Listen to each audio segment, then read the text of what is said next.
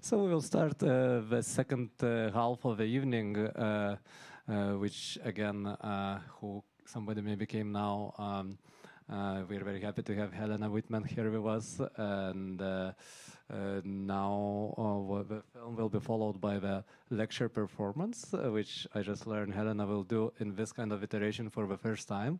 So we are very happy to witness it. And after that, we'll have a Q&A with Helena, me, and Zach discussing the film and actually what happened after it. So Zach will tell more about the performance, and I once again want to repeat that we're very thankful for this kind of ongoing collaboration with German Film Office and Goethe-Institut in New York. And Zach is a curator, writer, and scholar of media art, and currently the curator of visual arts and programs at Goethe-Institut in New York.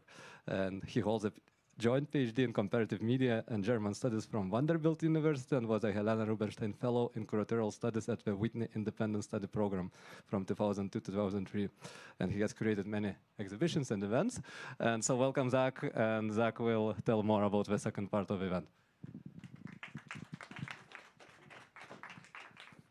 Hi, thank you. Thank you, Lucas. I just want to take a moment to thank everyone on the eFlux team, of course, Lucas, also Matthew, Lauren, and Aaron.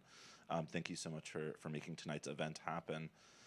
This is, of course, the second portion to Wave After Wave Afternoon with Helena Whitman here today at eFlux Screening Room. The lecture today is entitled Sonic Noise Echoes, a Sonic Lecture Performance Adrift. Time-wise, the duration will be approximately 40 to 45 minutes, and as Lucas mentioned, followed by a Q&A. Just a note about the lecture in relation to a larger series. This is a part of a ongoing experimental artist talk platform that we have at the Goethe-Institut called Art und Weise, or Ways and Methods. This is, yes, as I said, an experimental artist talk platform, which can mean many different things. And it is located somewhere between artist talk or lecture and performance, a blurring of the genres. Today's lecture is based on the soundtrack for Helena's first feature film, Drift, from 2017, with music and sound by Nika Sun as well as Helena. And I think with that, I will pass it on to her to say a couple more things about the performance. Thank you. So I start here because this is, it's good. So as Zach mentioned already, this it's based on actually on an LP mostly Nika did, because Nika Sun and me, we are very close collaborators for 16 years now. So she has been working on all of my films since 16 years. It's a very precious and important collaboration and friendship. For me, it's actually essential, I would say. And when we did Drift, there was right in the beginning like this interest from us, but also from others who approached us to have kind of a soundtrack released. It took because it was released last year in 24, so it took 7 years, which was due to many reasons. But we were really happy to be able. It was released on a Belgian label, Futura Resistenza, who released lots of experimental music, in fact. And this LP, it's not like a classic score. It's we composed it. It's not chronologically. It also includes other pieces from an installation we did that is called Wildness of Waves, but that is very closely related to Drift. And I think it's important to say that because now it's kind of like ongoing, because we, like whenever I do a feature film, usually there are I call them satellite projects, which could be installation, concerts, lectures. We invite people. So in order, it's it's part of the research, and it's also part to liberate the form again, because sometimes a feature film can be, I think you really have to be resistant to remain with the freedom of form and content. So this is why, and now it's really nice. I mean, I call this performance Tender Noise Echoes. There had been 2 satellite projects, Tender Noise. There was one publication and an exhibition in 2016, and there had been a video sound installation that was called Tender Noise at Night, or related to this. And I thought now it really comes in, and you have seen Human Flowers of Flesh before, and it is as much interweaved with all of this. So it's not only like based on drift, but it's really something how I consider my artistic practice. It's not nothing that ever like is closed, and I like to go on with the things and to think them ahead, or to go on thinking with them. So yeah. As I said, first time like this, and I hope you enjoy. I really encourage you to just close your eyes. I promise there's nothing to be seen on the screen. It's really about listening. So I hope you enjoy.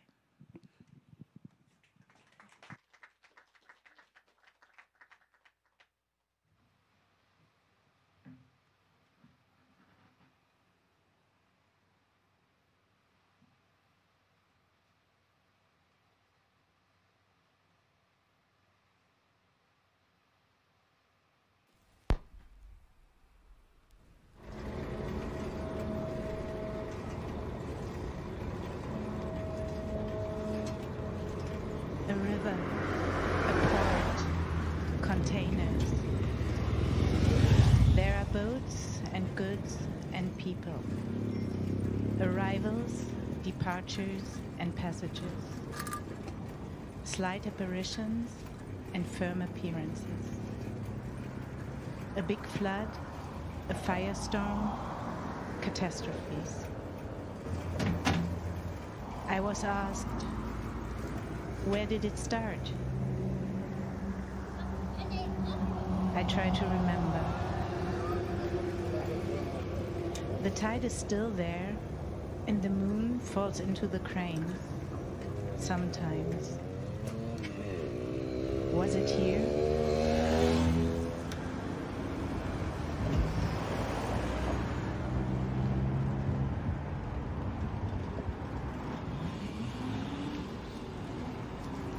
We do first steps along the margins, the coastline.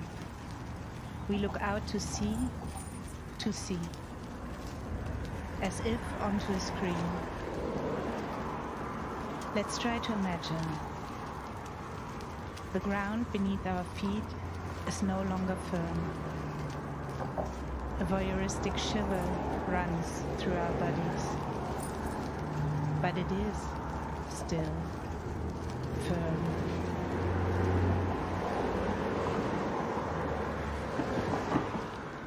We stumble.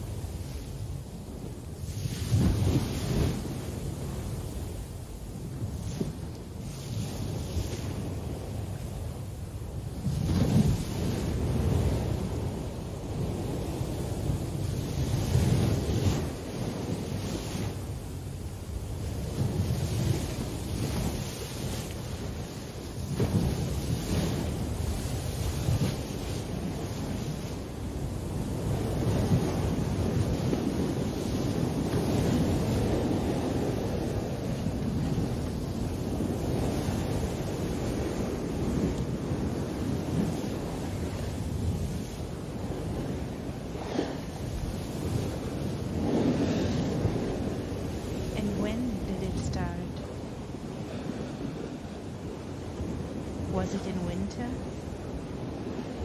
When the landscape was covered by crystallized water, all white, frozen waves on land and long shadows of trees and us, they stretch across the surface. I told myself and others it was the snow. Many times. Snow, the Alps.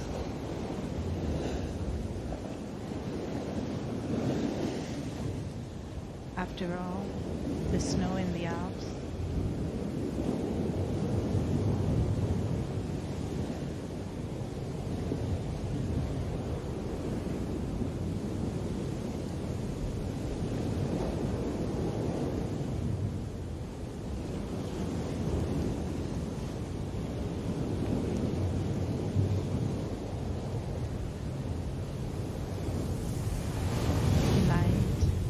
Sound, waves.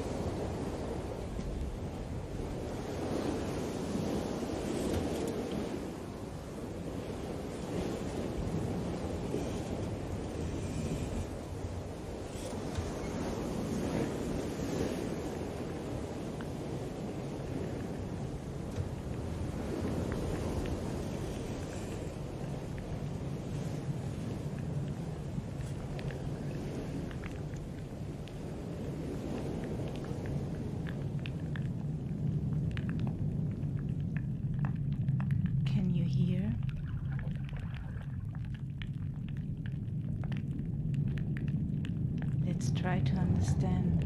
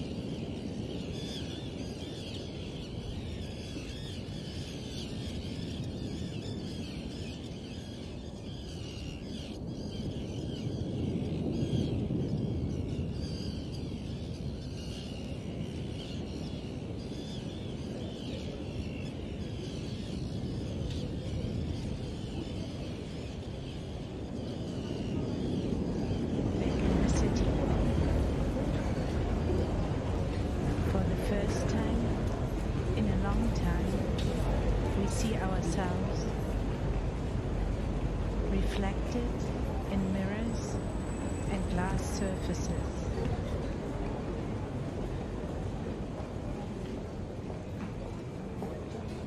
But then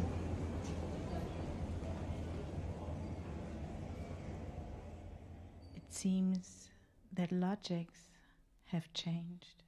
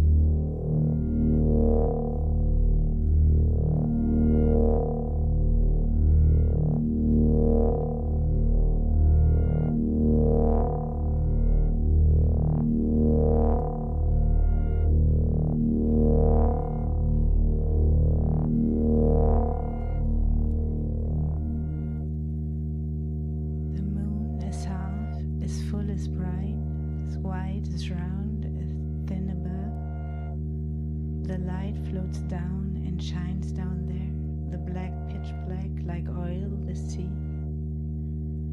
In silver, argent, deep, we know it's deep, unseen but felt, we cradle small, it's vast, the stars. In line, the sky spans wide, a dome, a globe, not straight, not clear, so clear, and us, we're here. That's clear as well, no choice but be and see and dream, exposed, embraced, we sway the night. Is bright, no land is seen, no birds, the air is clear, the salt, no smell but waves and black and clear. The moon shines bright.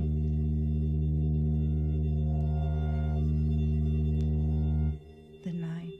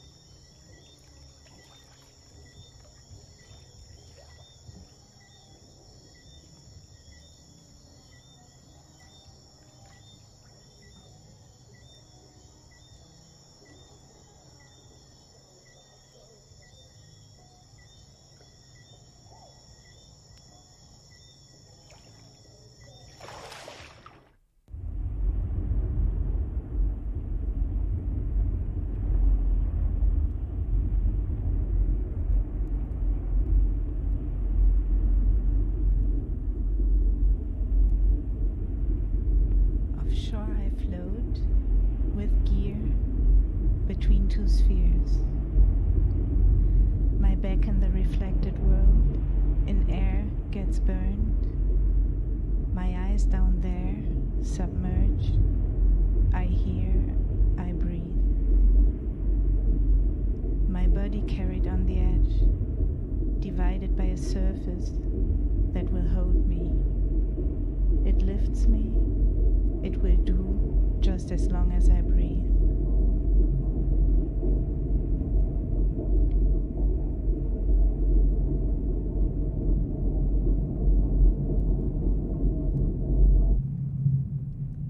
Ashore, it's you, with corals that have changed their state, from life to stone, objects. Your hands, they find and touch, they seize, they turn, select. Your eyes, they see and scale.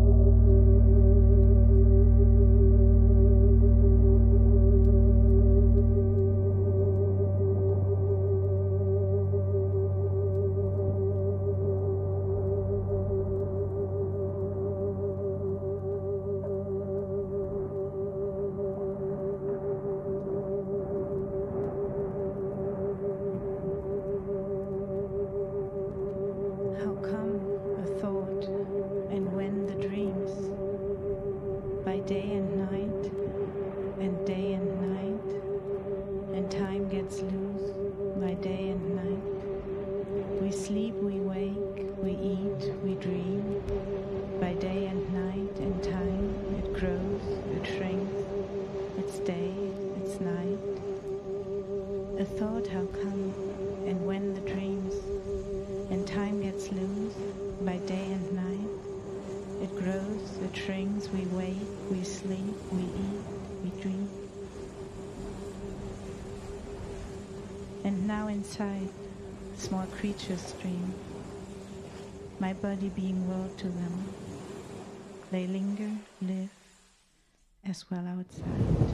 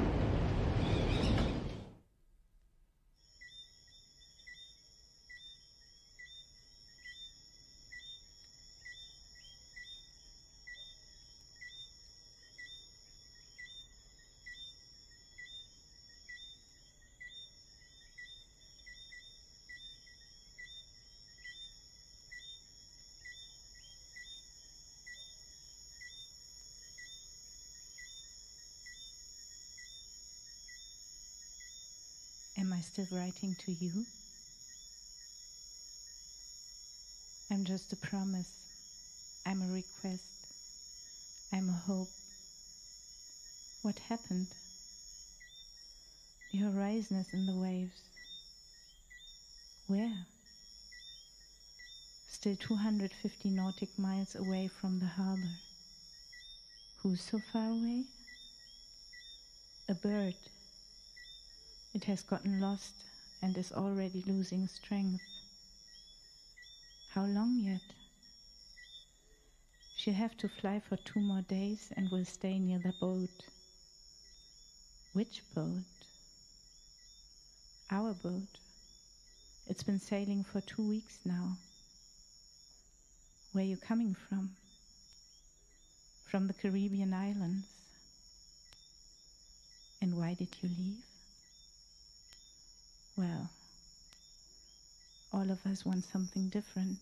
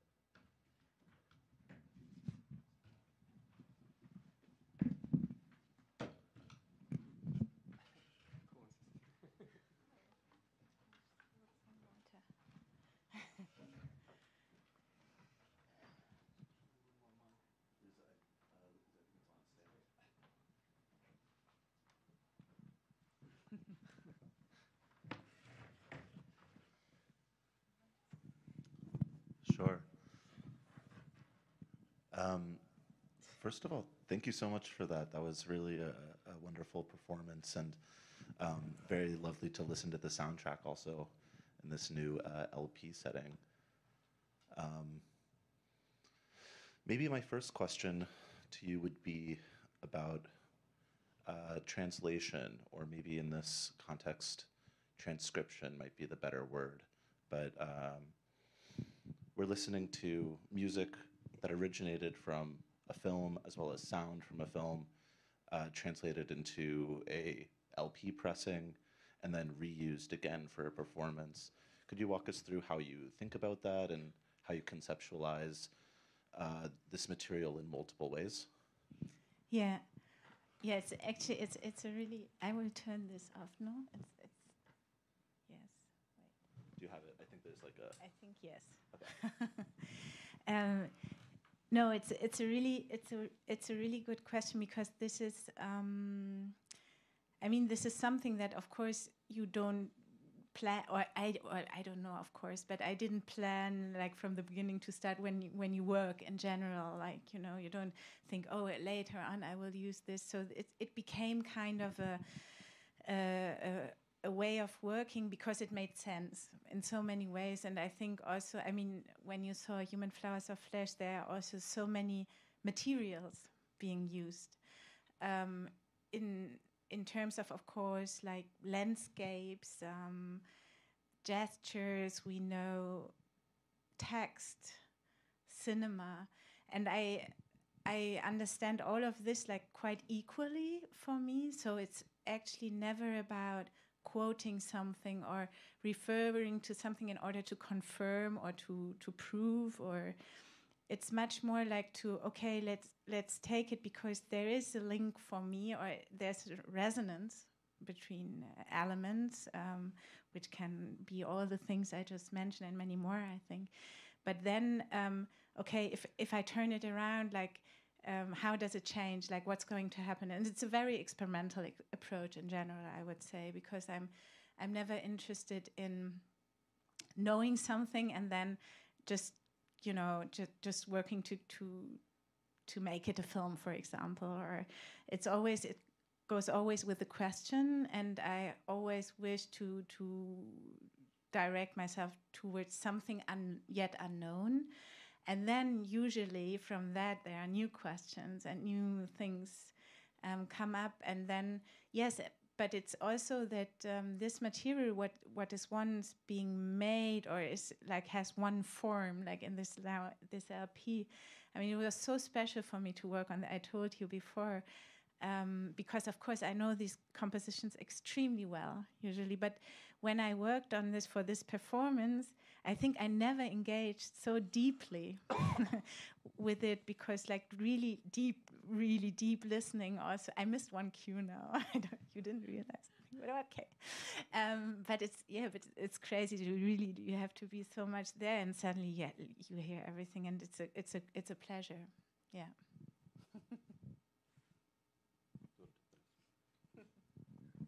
Maybe in connection, you mentioned already the kind of equality of elements around you are working with that kind of attitude. So maybe I'll connect already a bit back to your films as well, since this is very connected to your debut film. But what we saw is like a second film. But in terms of elements, maybe you hear that question, I think, many times everywhere. But one element that is like very prominent in your work is the sea, or so to say, the ocean, or even more like some kind of the oceanic. Yeah. And I was thinking, you know, in many films we get you know, images of the ocean, of the water. More than often it's just a kind of setup for the human-centered drama, or it's a metaphor. But I was thinking specifically watching today again on a big screen your film. In your case, the ocean is almost does not have a connection necessarily to the human story. It becomes a character of sorts, but also it does convey something that is expanding the drama itself, and that's what I remember that feeling when you said that all elements are equal, right? Because sometimes when we experience the ocean, we kind of almost transformed into some kind of other register. So this is the impression, but my question would be probably is like, you said that every film begins as a journey and you find things. It's a processual, but where was the stars working with the sea? And because it's clearly the connection between the two feature films at least, right? Yeah, and I think also, in then deeper thinking with all of the films, maybe I would say now for sure. I mean, this is funny because I started this performance also with this, like, where did it start? Because it's actually like a question I get a lot, and it's interesting because I still don't have a real answer to that. I think. I mean, there's like a combination, of course, like this fascination that most of us, unless we have traumatic experiences with the sea, is that that it has something magnetic or fascinating to us, and we like to go there to spend time to look at it, or even to emerge, to go into, I don't know, but yeah, there's also this other side, of course, which is like that it's a space which is not inhabitable for us, so it's hostile, it's frightening. Maybe this is also inside this tension, or between these two, there's this tension which makes it so interesting. These are all like speculation. It's not like a definite answer, but yeah, there is something, and for me personally, it is really, really inspiring in many ways. I think because it has like this quality of movement, of course. So it's in constant transformation. It's very unstable, and I think for me, like, instability reassures me. It's weird, but it is like that. Like whenever something is like overly controlled, this frightens me a lot. Or I get really skeptic about truth or whatever. Like, so this, because it dissolves. It dissolves certainties and borders. Like, as soon as you take the sea as an example for thinking, or to experience time, for example, it offers a lot, because it takes away all these like relations that seem so stable and so rigid, also like in our lives usually. And I think this is, when you take this, then it's not only, of course, like representing the sea in images or sounds, but also taking it as storytelling, for example, as a because then I would say, like, in Human Flowers of Flesh, we go more from it's not the causality. It's not based on causality. It's not like that one thing leads to the other, but it's more like, it's also like waves. You have one situation, it could become many things afterwards. And I like to think so. I think it frees us as human beings.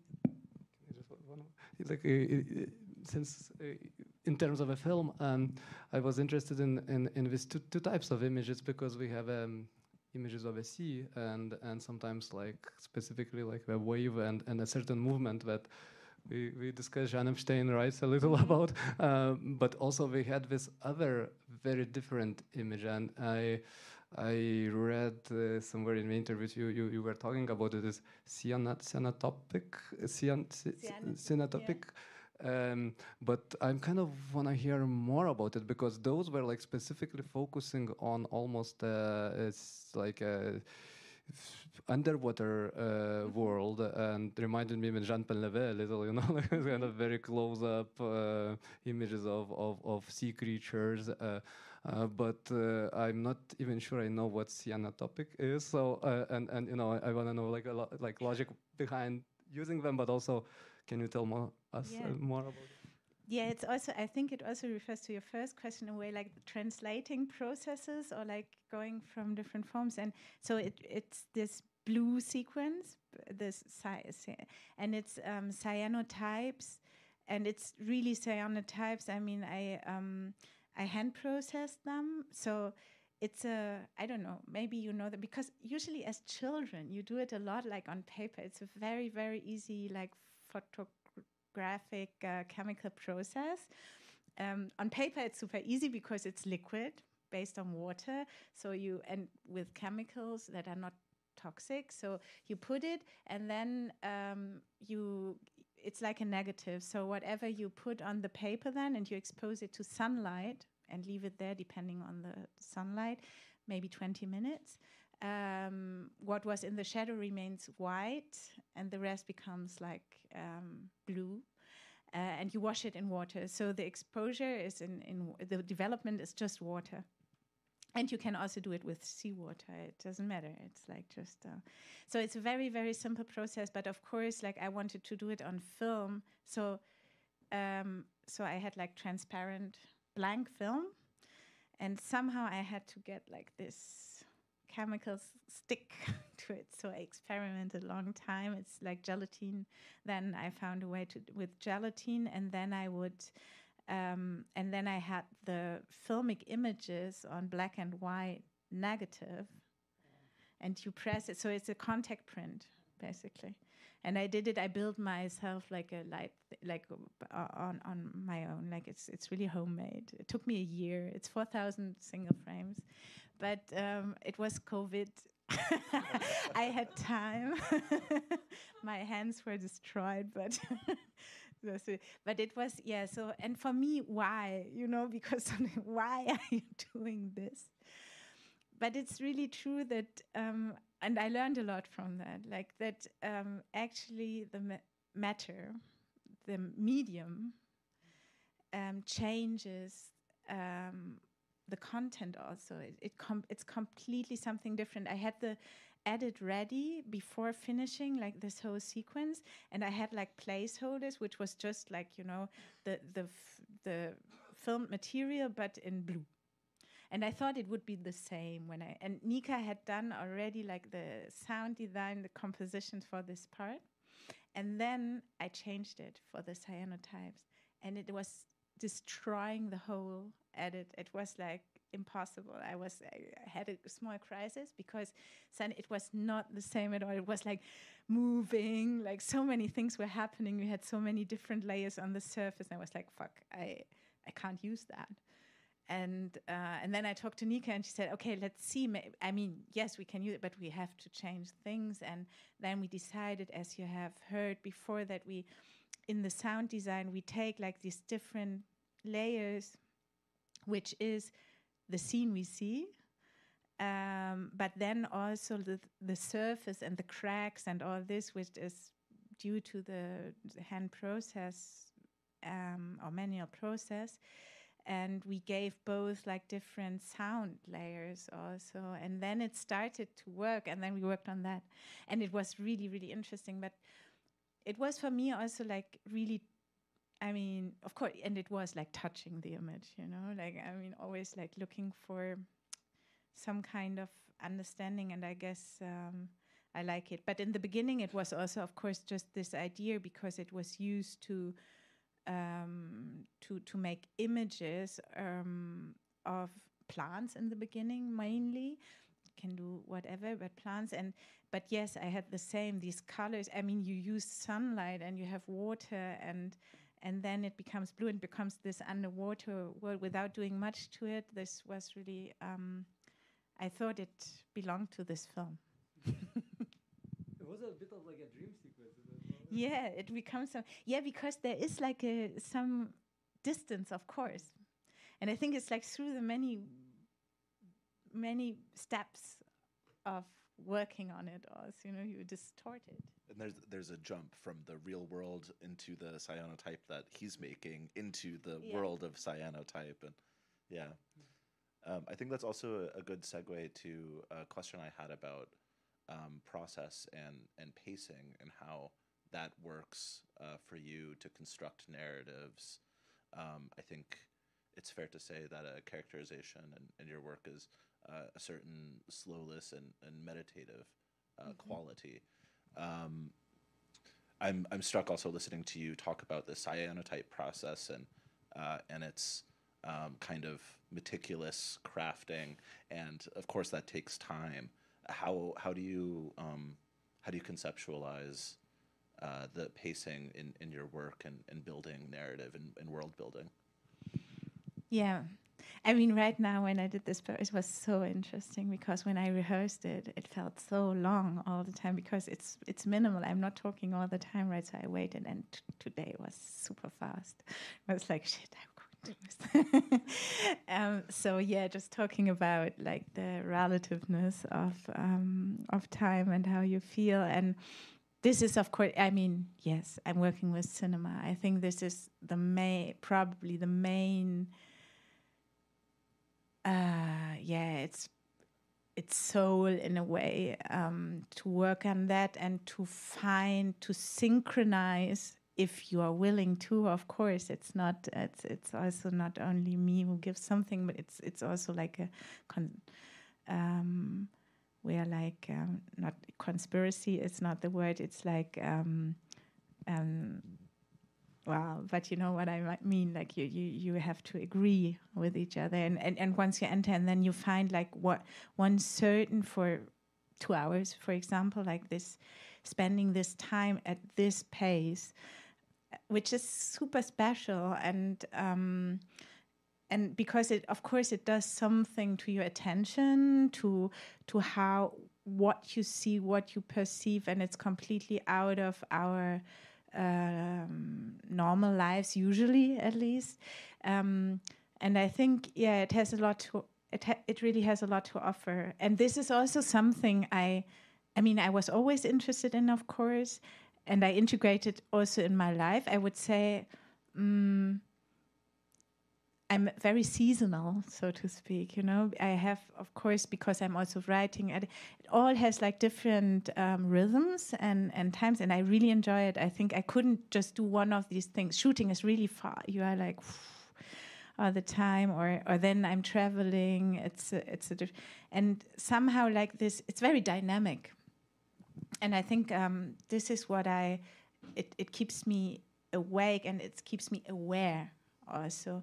And of course, to make anything, I need to have this awareness, or being sensitive, or staying sensitive. And I think this changing also helps to not stuck somewhere, or like just stop at a certain level and think, okay, this is now comfortable, good, and you stay, but then nothing will happen.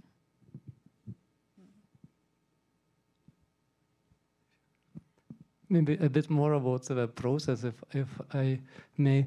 I love what you said in the beginning, that every film has a beginning, but you don't know the end, and it's processual. And this suddenly like became a question about that, but I thought about another question, and suddenly it related in my memory, because I organized once a screening of Botravai in Lithuania, and we invited Agnes Godard, who is a long-term cinematographer collaborating with Claire Denis, and she was actually explaining how they shot the film, and she kept telling that they went there, they didn't know what it will be, and they were like traveling, shooting. Suddenly we saw the train. They recorded the train. like this kind of very and when you said that, somehow similarly, my other question was, of course, about the translation between the two films, or whatever word you use. Yeah. But at the same time, suddenly I realized that the connection is also about the processual work. So maybe this question comes first. Like when you start shooting, as you said, I mean, do you have a plan, or you also really improvise on location? Because I imagine it's very hard, especially if you shoot on film. So improvisation becomes very halted and very limited, right? But it's still possible. Yeah, it's no. I mean, I prepare very much. Also because I'm doing camera myself, so directing and camera, which. Yeah, so you need to be super concentrated, and more than with film. But so yeah, everything is like really, really prepared. I don't shoot any variations of shots. It's like really, it's. I mean, if it's written or not, this depends. This film was written. It still transformed afterwards, of course. If not, it would. But it was written, and I shot everything that was written. But then, because it is so prepared, and I know very well, I think I have there are certain decisions that I don't have to take anymore during the shooting, which allows me to be there and to see and to listen. And then I always leave space for additional things, and I always shoot additional things. And there are many in the film now. And so it's a combination, kind of. Yeah, this is it. And I mean, Beau Travail, it's funny. I mean, Denis, of course, told me also about like the shooting. I don't know if everybody knows Beau Travail by Claire Denis. It's a film, and actually just for the ones who don't know, Galou, the figure in the end, who is played by Denis Lavant, in Human Flowers of Flesh, he's really the same character, but like 29 years later or something. And he's, so he's an expelled legionnaire coming from like a ghostly appearance in a way, from cinema and from history, both. So he told me, and it was a film that I always liked. Of course, it's also not like that I wanted to pay homage, but when I started to come across the French Foreign Legion, realizing that it still existed, which was quite a surprise for me in the beginning. For me, it belonged to the past before, but it's not. And then, of course, for me, like the French Foreign Legionnaire was Galou, was Denis Lavant. Always, it was like, in a way, the only image I had. So I got into that again, and the more then I researched also. Of course, it's based loosely on Billy Budd and which is on the sea. And then, I mean, Beau Travail is in Djibouti. It's in the desert. So yeah, so many connections that then come naturally because they are there in the world, you know. I think it's something like that. There's an intuition and you go for something, and then when you discover, oh, actually, there's a reason for it. It's always good, but it happens a lot. If I maybe like in that connection, I was thinking. I mean, we can think in comparison to Beau Travail, but it could be just a standalone impression, because in Beau Travail, the soldiers are, I mean, they're tender, but they're almost forced to be very masculine, and there is that competition, and there is like very kind of masculinity being explored of sorts. And what I found interestingly in your film, like specifically, you know, Ida's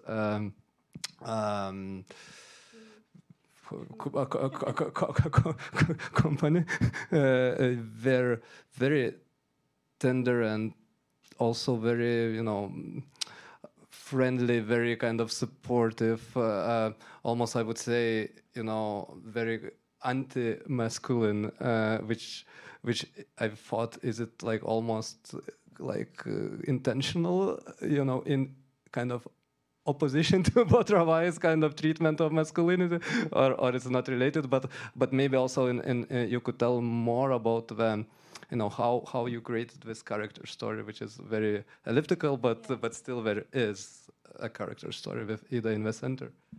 Yeah, it's really, I mean, of course, no, it was not in antagonism to Beau Travail, but of course I changed one major thing, which is putting a woman in the leading role, and not only like as protagonist, but also in this constellation of men, among men.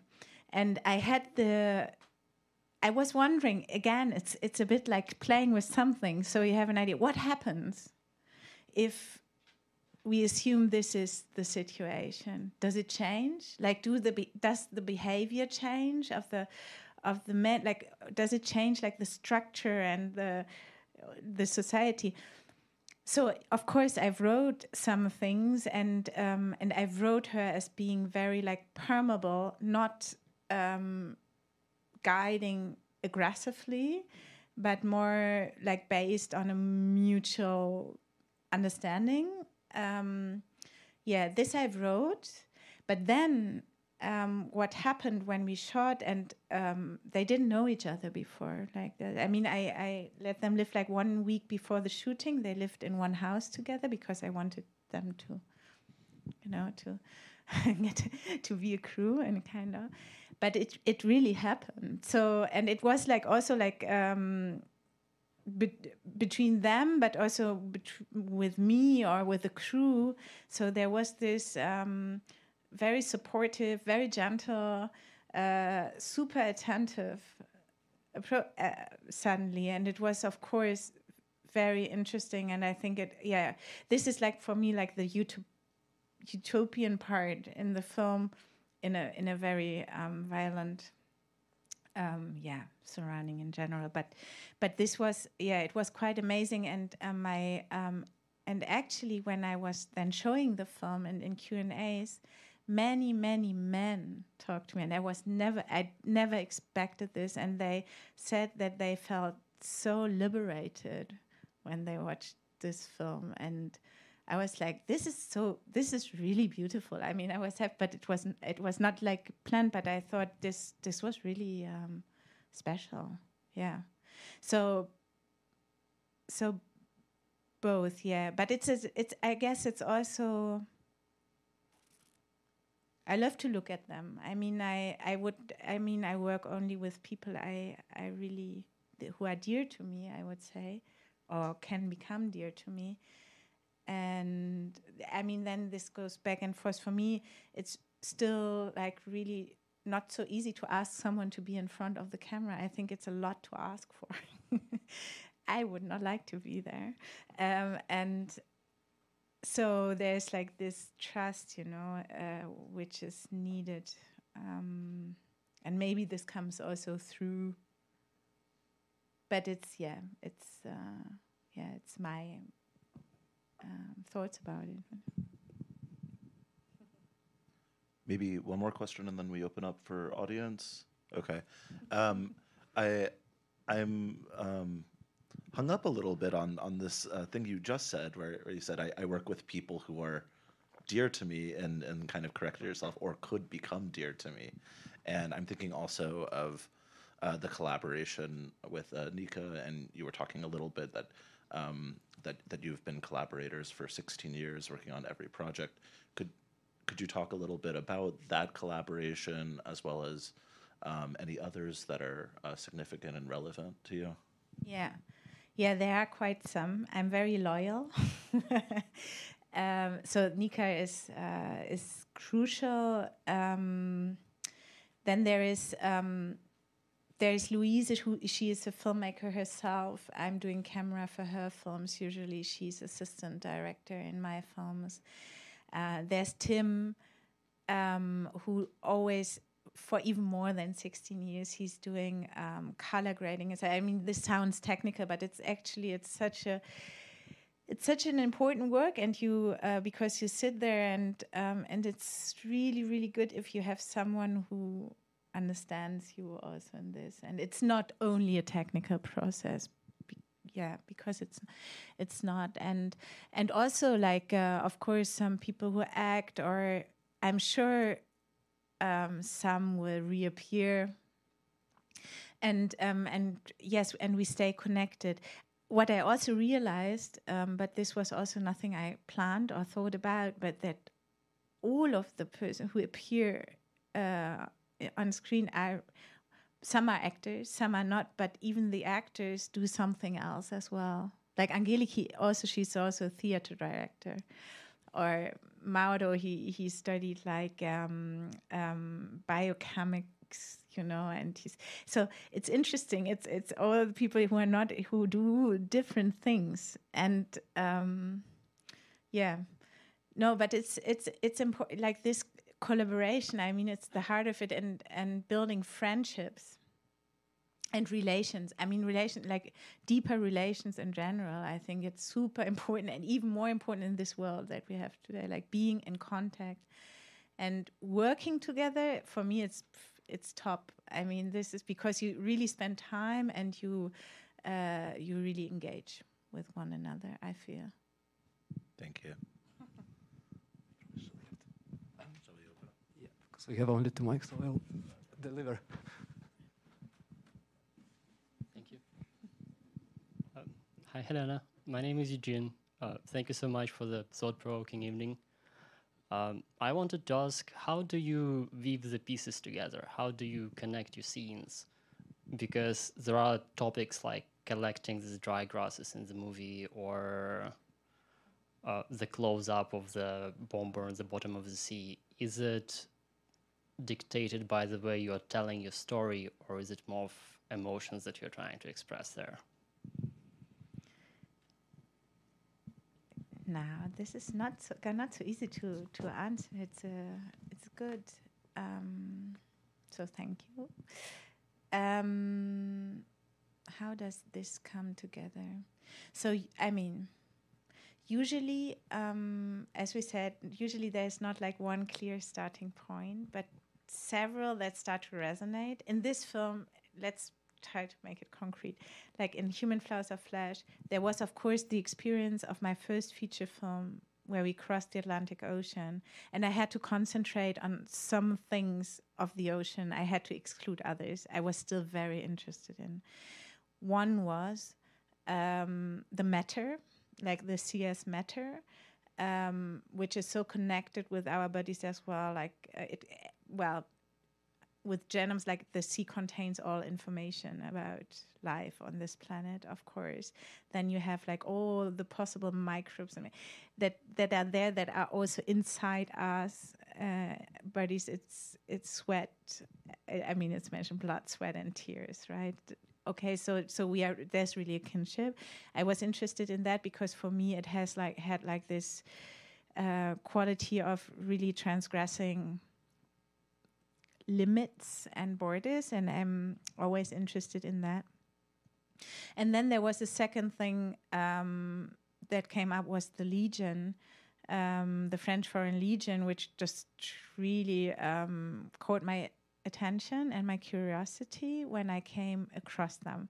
So but it was not, I will make a film about them, and it's not a film about them, they are then part of this environment. But so I started to research. And researching means not only reading or books or watching films or so on, but also like really going to the places, observing, listening. I note, I record already. So it's almost like field research. It's very loose, and usually there I come about like the images, for example, the locations, and for me, I would always say like everything is out there already. It's really as if like inscribed in the surfaces. I mean, with all what I deal with are surfaces, of course, like because it's all we have. I mean, I make films, so I make images and so on, and I work with that. But actually, everything is there, so it can be traces, like so many things, and how things are organized together in a space. For example, rhythms of time, like when is a space used by whom? Right? All this tells so much. And so then it's only like to understand and to figure it out, and then to use it again to make it material, to bring it together. And then you come about like all these mirroring things. For example, I don't know, the parachutes, that for me resemble so much like medusas. How do you say? Yeah, medusa. And of course, I'm sure when they designed them, there was, they took an example from the sea. So it goes back and forth all the time. Or camouflage, which is like designed to disappear in a landscape, in certain landscapes. So fashion, military fashion tells so much about so many things. And I try to bring it in like very subtle ways, not to explain it, but this is how it then, and this is more like it structures then the narration. It's actually never the other way around. Usually it's, sometimes when I read, for example, and I read a scene that really touches me or something, then it's also there already. It's also a starting point, and I think, this is such a beautiful scene. I would like to work on that. Usually it then transforms, but can also happen. But in many, many times it's places and spaces.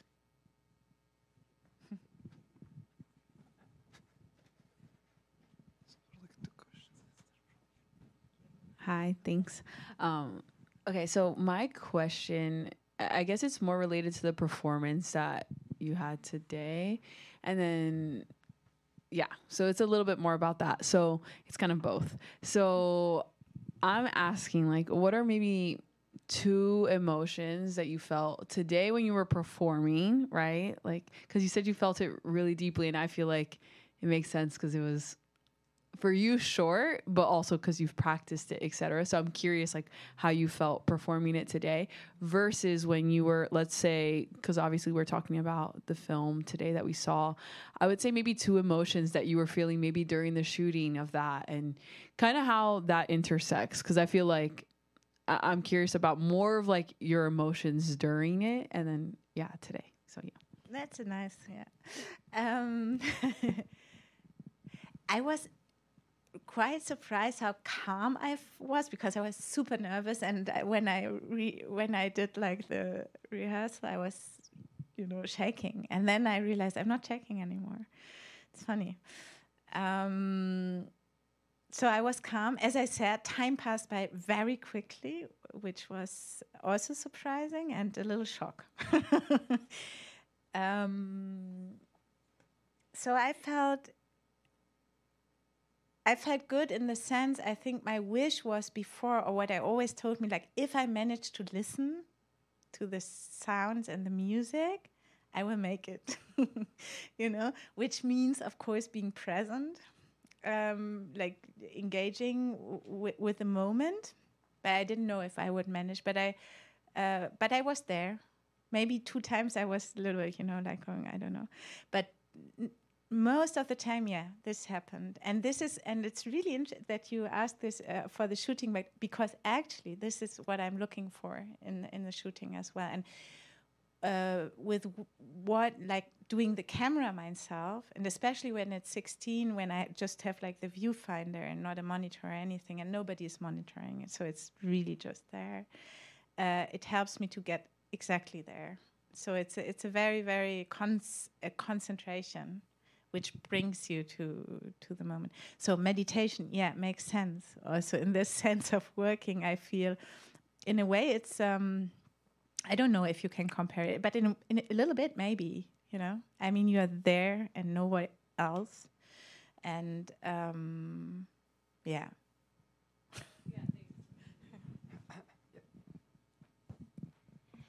Hi, thank you so much for sharing your theme and your performance.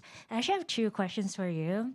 And the first one is about coral, because like we have discussed about the sea, and I see coral as a recurring theme as well, how the character was gifted a piece of coral, and then the mythology about Medusa, like her blood and then the plants underneath turn into coral.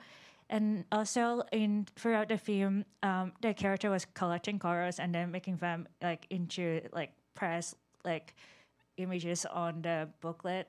And I'm wondering, does coral, like, is there a special story behind it, or does it have a special kind of like connection that you have with coral? So many questions first time. I like that. The coral.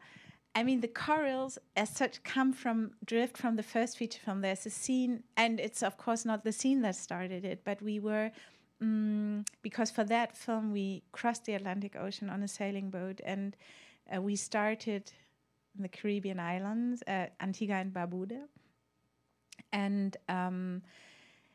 and there we had 10 days, and we shot at a very remote beach one day.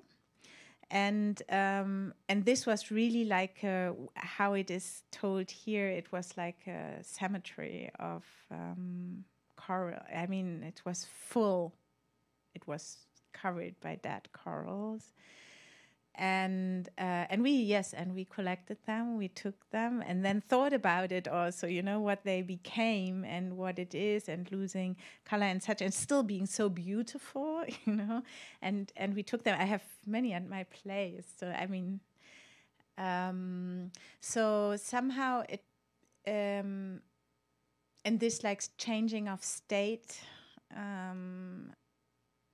Another transformation, telling about time also, and also about, of course, consequences, right? I mean, if you're working around the sea anyway, like all these environmental issues that we're facing is super clear, like with every fisherman or person who is close to the sea, you talk, it's really, really, it's really there. So they experience it in many ways, and then you see it also. So yeah, and of course then it's because here in the film we also have, of course, Medusa, like the myth, and all this, where we have also the transformation to corals, and so yeah, it seems to be a long time story of humankind, and a kind of I interweave it. And it's interesting because, like, for the performance, this came in when I was really writing about this moment because it was a situation, I was out there filming underwater, actually, snorkeling. And Theresa was out there. I almost drowned because I forgot time. It was super dangerous. I was far out. I lost the camera. But not my life, which is good. But I remember when I realized, when I came up from the sea, and I somehow, I mean, this is not described in that exactly, but it was this moment I come up and I realized that I was far, far out on the sea, and I hadn't realized, and my back was really burned, and I was super tired. I was like 1.5 hours out the sea, and I didn't realize. And then I swallowed water, and I was like, fuck, I wanted to rescue the camera, but it was heavy, it didn't work, and it was a kind of dramatic scene, and I tried to reach Theresa and Nika on the ashore as they were collecting corals. Eventually they heard me, they came out, like Baywatch, they came, like, you know, and got me out. But yeah, so it was this, like, when I wrote it, because I tried to find moments also, like certain moments to put in this performance that for me are describing something that is maybe a learning, because also this, like, being on a surface, being divided, you know, having this underworld, water world with your ears and your eyes, it completely distorts your senses, of course. At the same time, you have on your back, there is our atmosphere around, you know, and somehow, yeah, the corals relate to all that also, because once they are on land, they are dead and still beautiful, but Thank you for sharing your story, or like risking your life. Spectacular. And I can definitely see coral as like a afterlife form as well, because it's beautiful when it's alive and after as well. And my second question is about the characters, because throughout the film we see a lot of their, like, we observe their day-to-day life on, like, when they're on, like, the sailing journey, but we don't know much about them before that. And I'm thinking, like, for example, in films like Fiscarado, like, they have, like, a certain task that they have to do. And I'm wondering, like, for this characters here, like, are they, like, looking for something? Are they searching for something for this journey? Like, or, like, what is, like, the quest? And, or is intentional to leave it open that, like, is something, like, we have to think about? Yeah, it's intentional, but it's intentional not because I don't want you to know, or to make a mystery out of it. It's actually, I don't know their backstories. I mean, I never wrote them. I didn't share them with the actors or actresses. No one asked me about it because I was interested in the situations themselves. And I think you still see something, as I described before, like surfaces and landscapes, for example. I don't know, they are formed, and when I see a face, or I see a body and how it moves, or certain gestures, I can tell a lot already, and I think this is what interests me more than. Because I don't believe, I mean, this is something that bothers me, I think, in conventional storytelling. This assumption that, okay, X happens to you, which leads then to, that. I don't know. I don't believe that. It's not my experience of human existence, at least in my surroundings. And so I guess this is why I leave it open. But it's true. It's whenever I try to get funding, it's a big problem every time. They want to have explanation. Actually, for this film, I wrote a version, and we got it with this version, where I added a hidden backstory of Ida. I never filmed it. I never used it. But we got the money. No. I think, but this is also my choice with whom I work with. I think probably it would be too frustrating if I mean, for an actor and actress who needs that. I think it wouldn't work. And also, it depends. I mean, it's so different to. All of them are so different. Angeliki, who's like really a super professional actress. I realized on day second that I was actually not interested in her profession. And we talked about it because it was but that I was interested in her. And that was, of course, difficult for her. But she made it.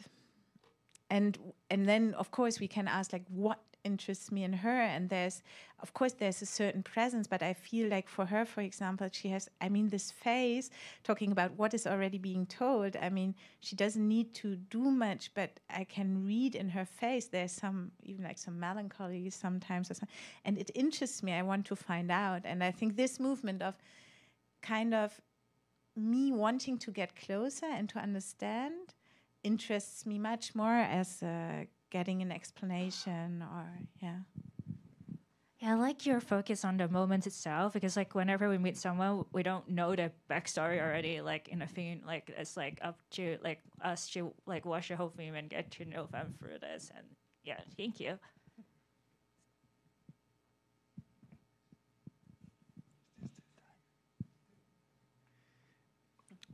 If I understood some of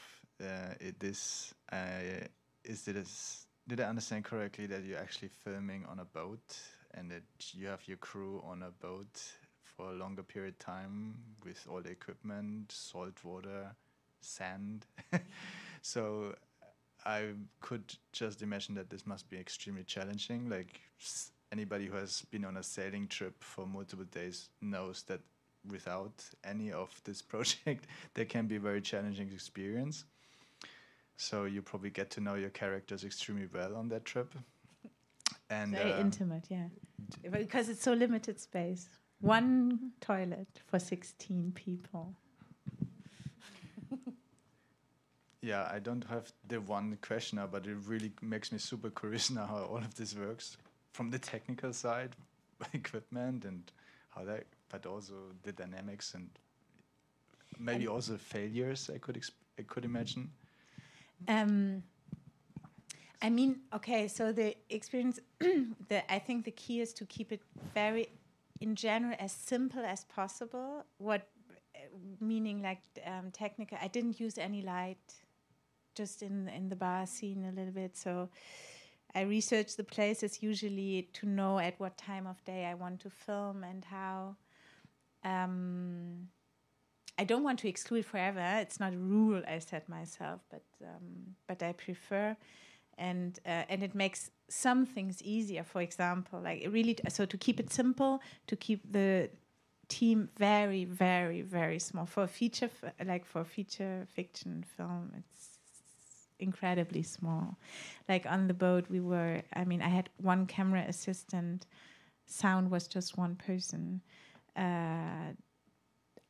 Assistant director and one production assistant. That's it.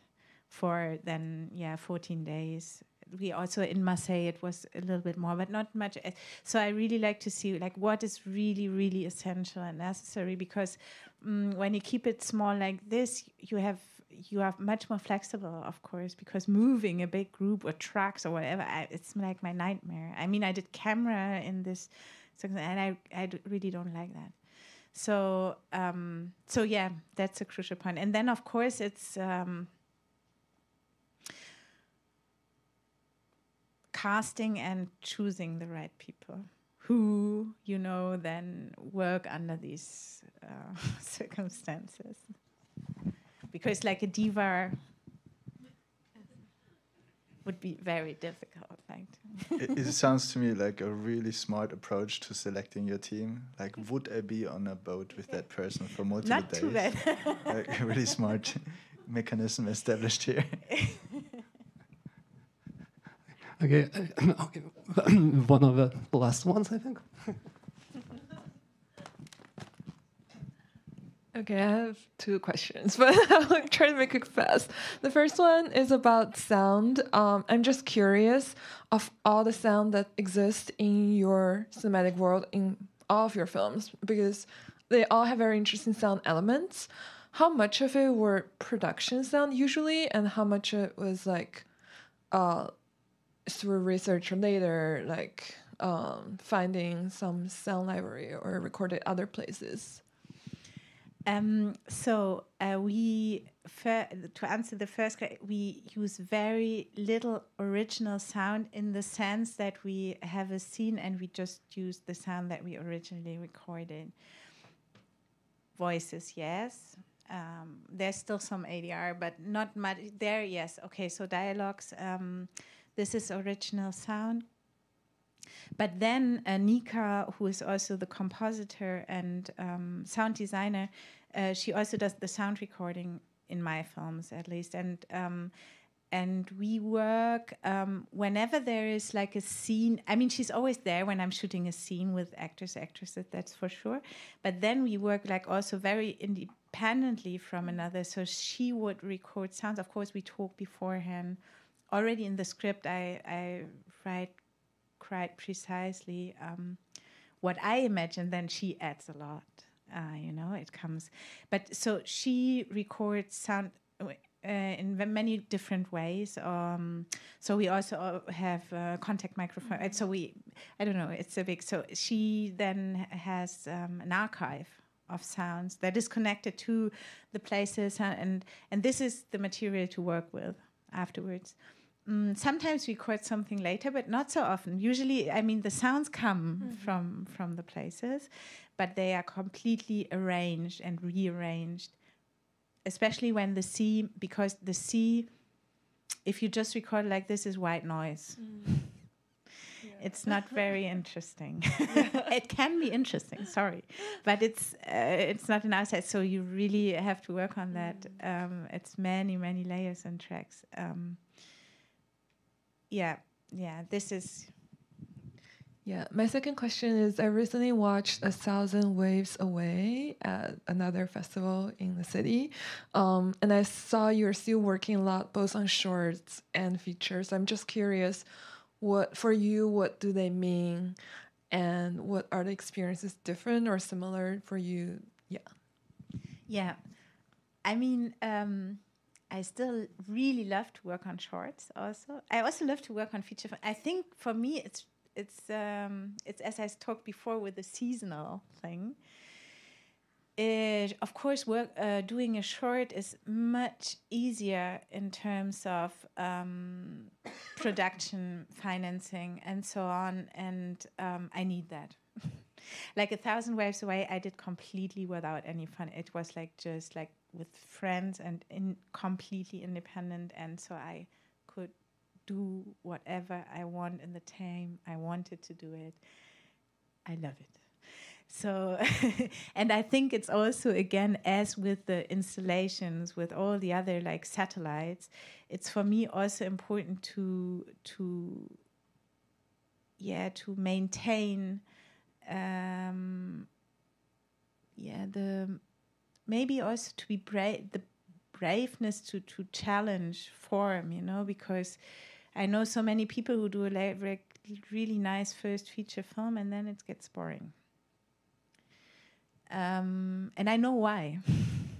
Because the system is like, it's like that. It's not even their fault. I think many people would like to go on like this, but it's super difficult. So it's somehow you have to protect that and to resist and working on other things and on a smaller scale to experiment and then to include these experiments or formal things you find out in this project, you use them afterwards. It makes sense to me. Thank you.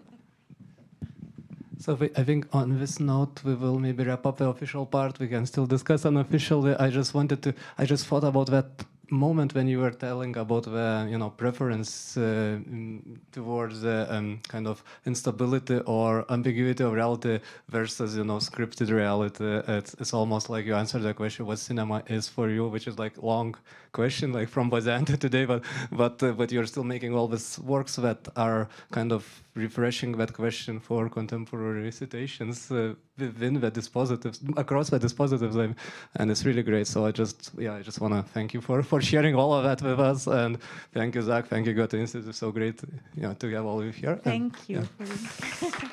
And now I say it again. If you want an LP, it's about the last ones we have. They are for sale at the entrance if you want.